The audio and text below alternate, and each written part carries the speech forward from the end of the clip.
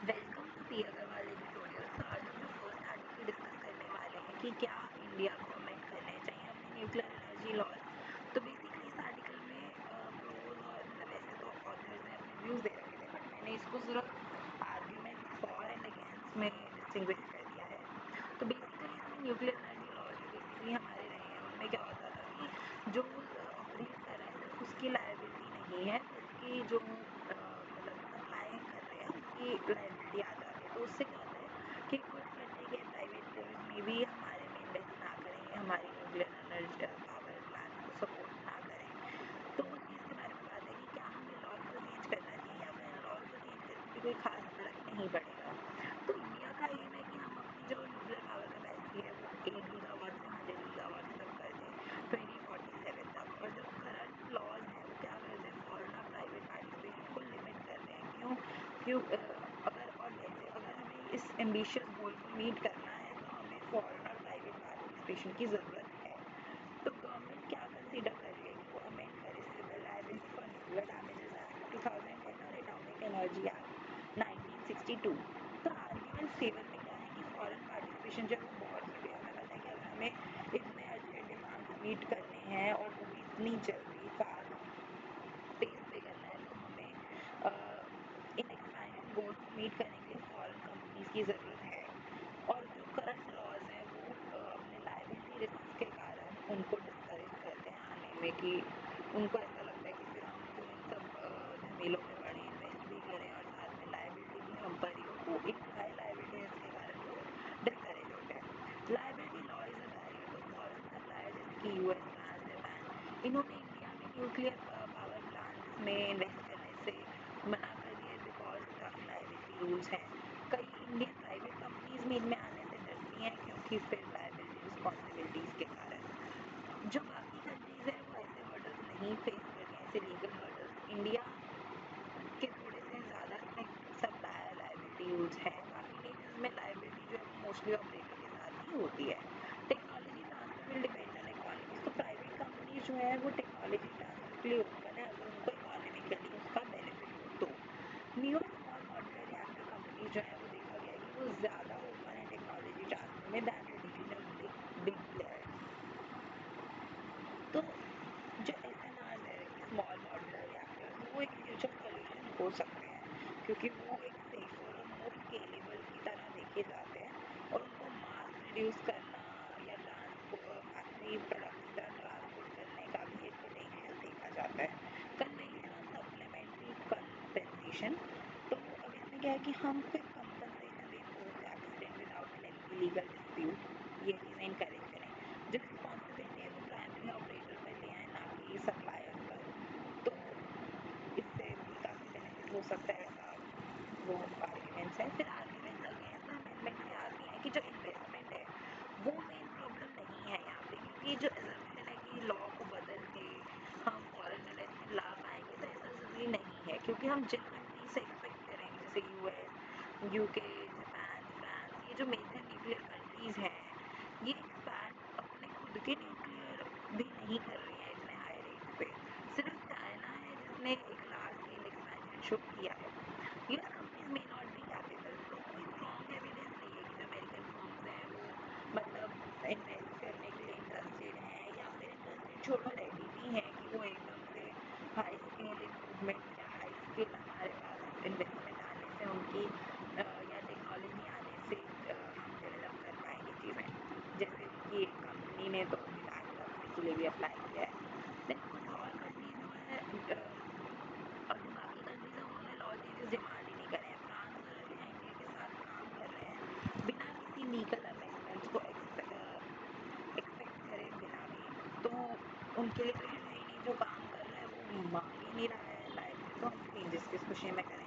फिर liability favour जो है वो रिस्की भी है। हमने वो बार बार ट्रेजेडी देखी ही है, लोकल कंसर्न रेज होते हैं कि अगर हम सप्लायर को बिल्कुल ही लायबिलिटी से हटा दें तो ऐसे केसेस हमें और ना देखने को मिले। Past opposition to dilution of liability came from the same political party now proposing it. तो पहले भी ऐसा रह रहा है कि वही पॉलिटिकल पार्टी जो अब इसको प्रपोज कर रही है उसने पहले से अपोज किया, किस कारण अपोज किया, अब अचानक से क्यों प्रपोज किया जा रहा है वो भी सोचने वाली बात है। तो मतलब चलो ये तो फिर भी जो पॉलिटिकल पॉइंट है ये लगा ही रहता है। Next is technology transfer uncertain. तो हमने देखा डिफेंस के सेक्टर में तो फॉरेन डायरेक्ट इन्वेस्टमेंट जो है वो हमने 100% तक रेस किया हुआ है, पर फिर भी हम कोई मेजर टेक ट्रांसफर नहीं देख रहे हैं। तो रियल वर्ल्ड एग्जाम्पल शो करते हैं कि जो प्राइवेट कंपनीज है वो इजीली अपना टेक्नोलॉजी ट्रांसफर नहीं करती हैं, ताकि कोई और उनको रेप्लिकेट करके और फिर वो ना बेचना शुरू कर दें, तो वो अपने पास एक होल्ड जो टेक्नोलॉजी है वो रखना चाहते हैं। जो SMRs है वो मेन ज़रूरी नहीं है कि वो सारा कुछ सॉल्व कर दें। अब जो स्मॉल मॉड्यूलर रिएक्टर्स हैं वो इकोनॉमिकली अभी प्रूव नहीं है, उनके सेफ्टी क्लेम्स ठीक है बट फिर भी अभी इकोनॉमिकली अनप्रूवन है। उनको कार्स की तरह मैन्युफैक्चर करना है एक असेंबली लाइन पे, ये भी एक प्रैक्टिकल पॉइंट ऑफ व्यू से हम सोच रहे हैं, अभी ऐसा किसी ने करके नहीं देखा। India already invested in small nuclear reactors. तो हमारी गवर्नमेंट ने already 5 small pressurised heavy water reactors को हम ऑलरेडी फंड कर रहे हैं, पर उनको स्केल अप करना ही अभी चैलेंज है। सिर्फ 1-2 यूनिट्स बनाने से नहीं काम बनेगा ना। कोर डिबेट का समरी क्या है कि जो प्रो अमेंडमेंट व्यू है वो ये है कि इंडिया को फॉरेन और प्राइवेट इन्वेस्टमेंट की ज़रूरत है, ताकि वो अपना 100 गीगावाट का न्यूक्लियर टारगेट को अचीव कर सके, और जो करंट लायबिलिटी लॉज है वो शायद इसको ब्लॉक कर रहे हैं। फिर एंटी अमेंडमेंट व्यू ये है कि इन लॉज को चेंज करके कोई खास इन्वेस्टमेंट या टेक ट्रांसफर में फ़र्क नहीं पड़ रहा है। सेफ्टी और नेशनल इंटरेस्ट हमें कुछ अनसर्टेन गेम्स के लिए कॉम्प्रोमाइज़ नहीं करे जाने चाहिए। मतलब अभी हमें पता भी नहीं है कि ये करके हमें उतना फ़ायदा होगा या नहीं, पर हमारी नेशनल इंटरेस्ट को फ़र्क पड़ सकता है और वो चीज़ हमें अपनी सेफ्टी कॉम्प्रोमाइज़ नहीं करनी चाहिए। Next article is injustice in the delay the census and it's political implication. तो इसमें बेसिकली यही बात करी है कि जैसे 2021 में होना चाहिए था कायदे से तो सेंसस, बट लेकिन बिकॉज कोविड-19 आ गया तो नहीं हो पाया। तो अब शेड्यूल है कि हम 28 मार्च 2027 तक एक 6 ईयर डिले के बाद अपना सेंसस कंप्लीट कर लेंगे, और इस डिले को अनजस्ट देखा जा रहा है और ऐसा सोचा जा रहा है कि पॉलिटिकली मोटिवेटेड। हम सिर्फ पॉलिटिकली मोटिवेटेड की बात तो नहीं करेंगे, हम सिंपल रूल्स की बात करेंगे कि क्यों अनजस्ट फिर भी सोचा जा रहा है। अब व्हाई द सेंसस मैटर। तो सेंसस तो ज़रूरी है, हर 10 साल बाद होना चाहिए गवर्नेंस के लिए, वेलफेयर स्कीम्स को प्लान करने के लिए, स्पेशली पुअर और वल्नरेबल ग्रुप के लिए इट्स इम्पॉर्टेंट। बिना अपडेटेड डाटा के अगर PhD स्कॉलर्स या फिर जो भी रिसर्चर्स हैं बेसिकली वो रिसर्च भी करेंगे तो किस डाटा पे करें? 10 साल पुराने डाटा पे करके या 2011 के डाटा पे रिसर्च करके उन्हें क्या फ़ायदा होगा? इंडिया के पास खुद का डाटा तो हो जिस पे वो रिसर्च करें। अब बहुत चीज़ें ऐसी हैं कि मतलब अब कोई हम लोग सोचते भी हैं कि हम ये बनाएं, पर उसको इंडियन पॉइंट ऑफ व्यू से कैसे बनाएं अगर उसका इंडियन डाटा ही नहीं है। अब जो डाटा सेट्स मिलते हैं वो सारे फॉरेन के मिलते हैं, तो सोल्यूशन भी फॉरेन के अकॉर्डिंग ही डेवलप हो रहा है। तो इसलिए updated data is very important कि सोशल सिक्योरिटी डेवलपमेंट प्रोग्राम जो हैं वो सफ़र करते हैं एक्यूरेसी और अपनी एफिशिएंसी में, और रिसर्च में बहुत ज़्यादा सॉल्यूशंस नए डेवलप करने में बहुत ज़्यादा पॉइंट ऑफ कंसर्न है। What's new in this census. तो ये फर्स्ट डिजिटल सेंसस होने वाला है इंडिया में, जिसमें फास्टर डाटा कलेक्शन होगा, ईजियर डाटा एक्सेस और एनालिसिस होगा। कंसर्न ये है कि ये ना हो कि हमारा डाटा जो है वो चोरी हो जाए, प्राइवेसी कंसर्न्स आ जाएँ उसमें। स्ट्रॉन्ग ट्रांसपेरेंसी चाहिए ताकि पब्लिक ट्रस्ट बिल्ड हो सके और पब्लिक अपना प्रॉपर सही डाटा हमें दे। Why the census is so important now. तो इंडिया के पास यंग पॉपुलेशन भी उतनी ज़्यादा है और एल्डरली पॉपुलेशन भी उतनी ज़्यादा है, तो रीजनल डिफरेंसेस हमारे पास हों ताकि हम डेवलपमेंट और पॉपुलेशन ग्रोथ को एनालिसिस करके हर डाटा न्यू डाटा के साथ उसको प्रॉपरली एड्रेस कर सकें। Caste data major change. तो फर्स्ट टाइम 1931 में हुआ था, इस बार पहली बार है कि हम कास्ट कैटेगरीज भी रिकॉर्ड कर रहे हैं। प्रोज यही है कि ज़्यादा accurate info socio economic status हमें कास्ट ग्रुप्स का मिल जाएगा, बेटर पॉलिसी मेकिंग हो पाएगी, और कॉन्स यही है कि सोशल डिविजन या फिर आइडेंटिटी पॉलिटिक्स हो सकती है। Census and delimitation of seats. तो अब इस सेंसस के अकॉर्डिंग ही था कि next redrawing of Lok Sabha assembly seats होगा, जिसको हम डिलिमिटेशन कहते हैं, और कॉन्स्टिट्यूशन के हिसाब से जो नेक्स्ट डिलिमिटेशन है वो फर्स्ट सेंसस आफ्टर 2026 पे होनी चाहिए थी।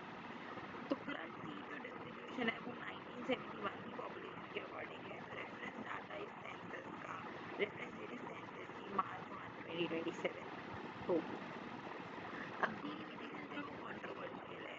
अब क्यों कंट्रोवर्शियल है? क्योंकि जो 17 स्टेट्स हैं उन्होंने अपनी पॉपुलेशन कंट्रोल में बहुत अच्छा काम किया है पेनिनसुलर रीजन में, जिसके कारण हो सकता है कि वो अपनी रिप्रेजेंटेशन पार्लियामेंट में लूज कर दें। अब जो हिंदी स्पीकिंग स्टेट्स, पहले तो हमें ये हिंदी स्पीकिंग स्टेट्स या नदरन स्टेट्स या रीजन के साथ लैंग्वेज को वैसे लिंक नहीं करना चाहिए, बट जो भी है कि नदरन जो स्टेट्स हैं उन्होंने या फिर जनरली कुछ स्टेट्स में बहुत अच्छा काम किया, जो कि जनरली साउथ की स्टेट्स हैं, और कुछ स्टेट जैसे कि नॉर्थ की स्टेट्स उन्होंने अपने पॉपुलेशन ग्रुप को उतना अच्छा काम नहीं किया, तो हो सकता है उनकी सीट्स बढ़ जाए। तो फिर क्या होगा, अभी गवर्नमेंट का रहना ऑब्वियसली है कि उधर जाने लग जाएगा, या जनरली सारी पॉलिटिकल पार्टीज का ये हो जाएगा कि हम उस एरिया को फोकस करें ना जहाँ से मैक्सिमम सीट्स मिल रही हैं, तो मिनिमम सीट्स पे क्यों ही कोई ध्यान देगा। तो ये एक सेंसिटिव इशू है।